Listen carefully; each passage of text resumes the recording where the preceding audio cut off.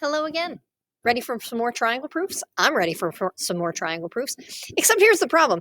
On this lesson, I accidentally asked you to prove something that you don't know how to prove yet. So I need you to scribble out this proof statement before we get started and just make this say triangle DEF is congruent to triangle DGF. So sorry about that. Now that that's fixed, you should be able to do this proof on your own. So I want you guys to try this proof. Remember, to do a proof, you want to restate your givens, see if your givens lead to more information, then look at your diagram, see if that gives you more information, and then figure out what three-letter theorem or triangle congruence theorem is appropriate. Go.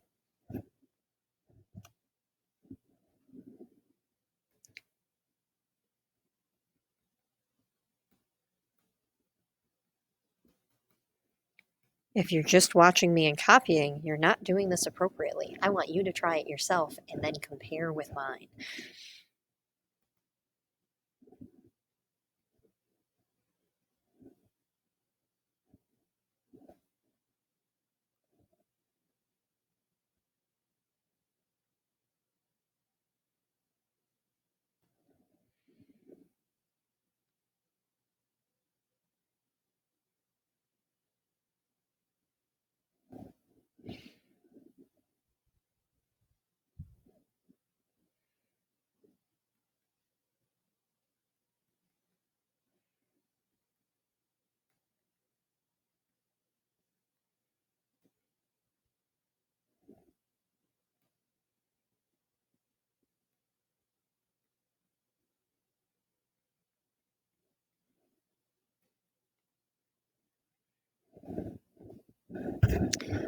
Hopefully, what you saw there was that the givens gave you information but didn't lead to more information. So they just gave me sides and that's it.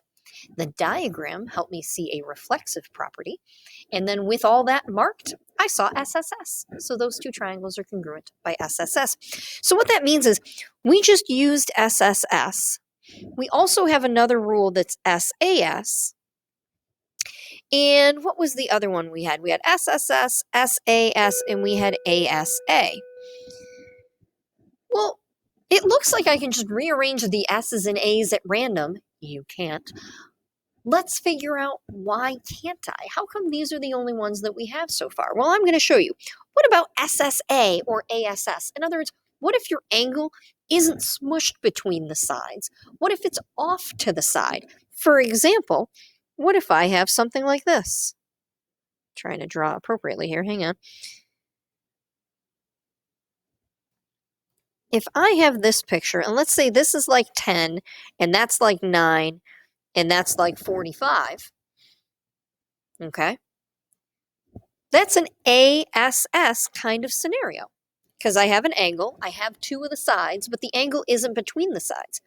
Can I make another triangle with a 45, a 10, and a 9 that's not the exact same as this triangle? Yes, I can. And in fact, I'm going to do it inside of this one. Here's my 10.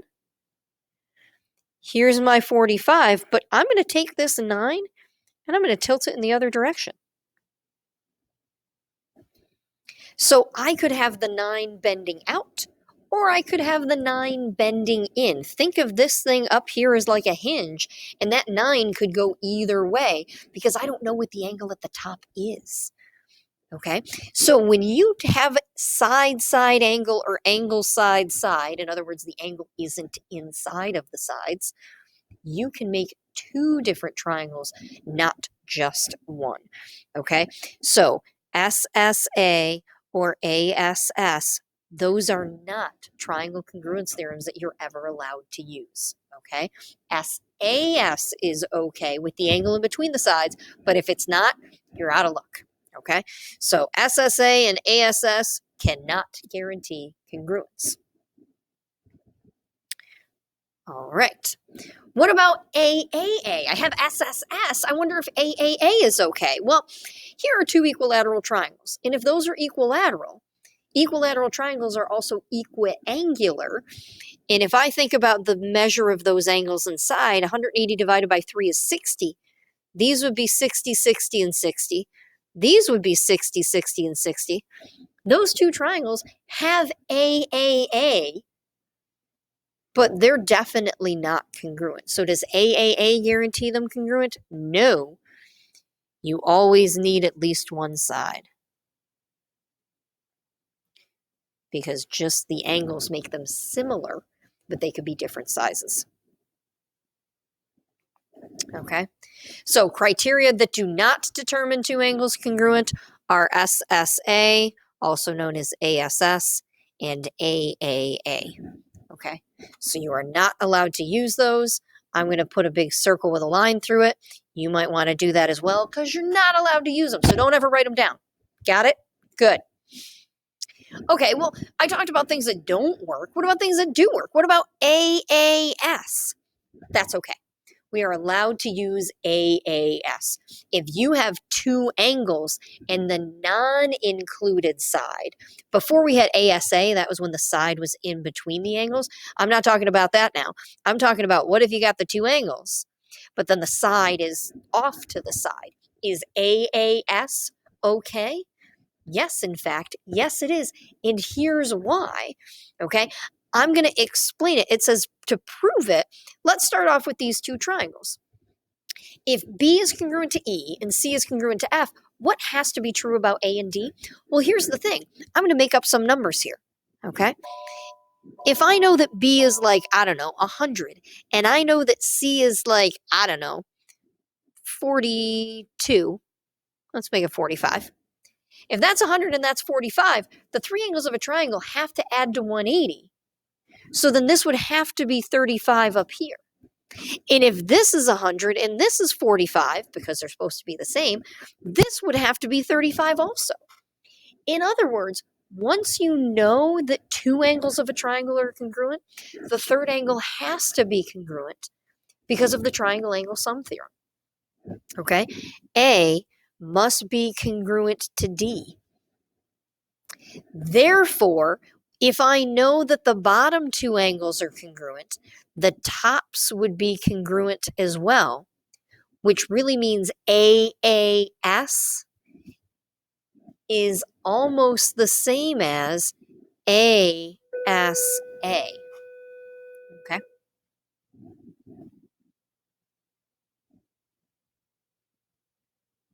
Oops, I meant ASA here. Sorry about that. Okay, so what I just said was AAS is an extension of ASA.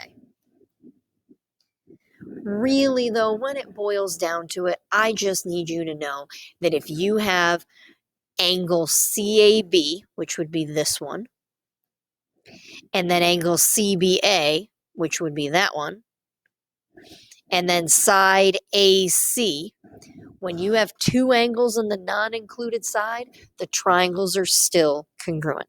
So important, if you want to use AAS, that's for when the side isn't between the angles.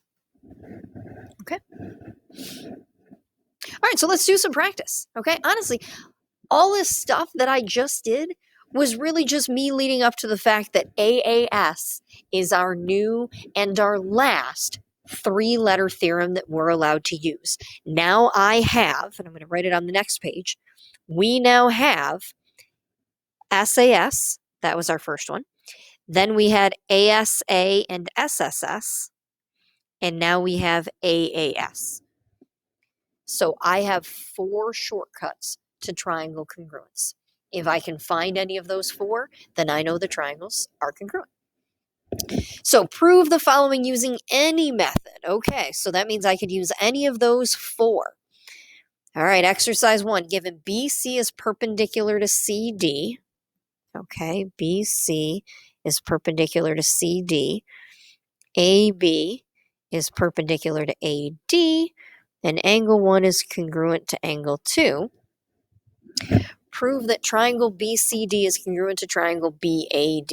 Okay, well, that was given. And my general approach to triangle proofs is, first, work with your givens. As soon as I know that things are perpendicular, I know that that leads to two statements and two reasons. identify the right angles that were created, and then state that those right angles are equal. So that's what I'm going to do right now. So BC is perpendicular to CD, BA is perpendicular to AD. So the right angles that I have are angle A and angle C, and those are right angles. And the reason I know they're right angles is because perpendicular lines form right angles. Cool. And then, now that I know that they're right angles, I can also say that they're congruent.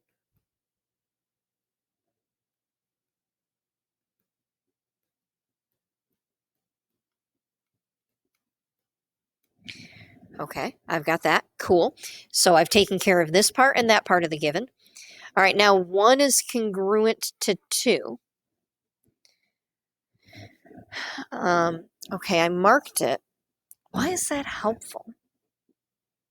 I'm going to pretend for a second that I don't know why that's helpful. I do, but we're going to pretend for a second that, okay, good for this. This doesn't really help me. Now I'm going to look at the diagram and say, all right, I think I've exhausted my givens. What about the diagram is helpful? Well, these butt up against each other along BD. So I know that BD is congruent to BD by the reflexive property. So when I look in this triangle right here, I have one angle and one side. The other angle doesn't count because it's outside the triangle. But wait, I'm going to do something here. That's 1, that's 2. I'm going to call this 3, and I'm going to call that 4. Okay? What's something that we know about 1 and 3? And we know the same thing about 2 and 4. Well, I know that 1 and 3 make a straight line, and linear pairs are supplementary. So what I'm going to do here on step 5, this is a new thing, we haven't done this before, is I am going to say angle 1 plus angle 3 equals 180. And technically I should have an M there to show that I mean the measure of angle 1 plus the measure of angle 3 equals 180. And the measure of angle 2 plus the measure of angle 4 equals 180. Because linear pairs are supplementary.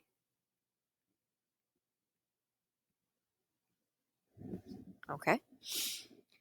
But what I also knew is I knew that 1 equals 2. So if 1 equals 2, and 1 plus 3 is 180, and 2 plus 4 is 180, what we get to say next, this is a new thing, okay, I'll put a little star in it because this is new, is I can now say angle 3 is congruent to angle 4 by what's called the congruent supplements theorem. Okay, and a theorem is just something in math that can be proved. This is the congruent supplements theorem. Let me explain what the congruent supplements theorem is. The congruent supplements theorem says, and you don't have to write this, just kind of watch. If you know that 1 plus 3 equals 180, and you know that 2 plus 4 equals 180, well, if they both equal 180, then they equal each other. So 1 plus 3 equals 2 plus 4. Okay? I also know from way back here that 1 equals 2. So if 1 equals 2, that means 1 can replace 2. So I'm going to replace 1 plus 3 with 1 plus 4. Then if I subtract 1 from both sides, I get 3 equals 4. The congruent supplements theorem says if you have two angles that are congruent, and those two angles are supplementary to another pair of angles, that other pair of angles has to be congruent. Okay? That's what this thing proved. That if 1 equals 2, and 1 and 2 are supplementary with 3 and 4, then 3 has to equal 4. All right, so I just talked about all that. And then what we have left with is that 3 equals 4. And if I look in this triangle, I have two angles and a side that are congruent. So I have AAS congruence for triangle BCD. and triangle BAD. That was a big one. There was a lot going on right there. Okay. So now I'm going to come down here and do this last example. Okay. If you feel like you understand what's going on, feel free to do this one on your own. Okay. I'm going to do that thing now where I stay quiet and I just write it out. So if you want to try it on your own and then scrub through to see if you got it correct, feel free to do that. So I am going to go mute.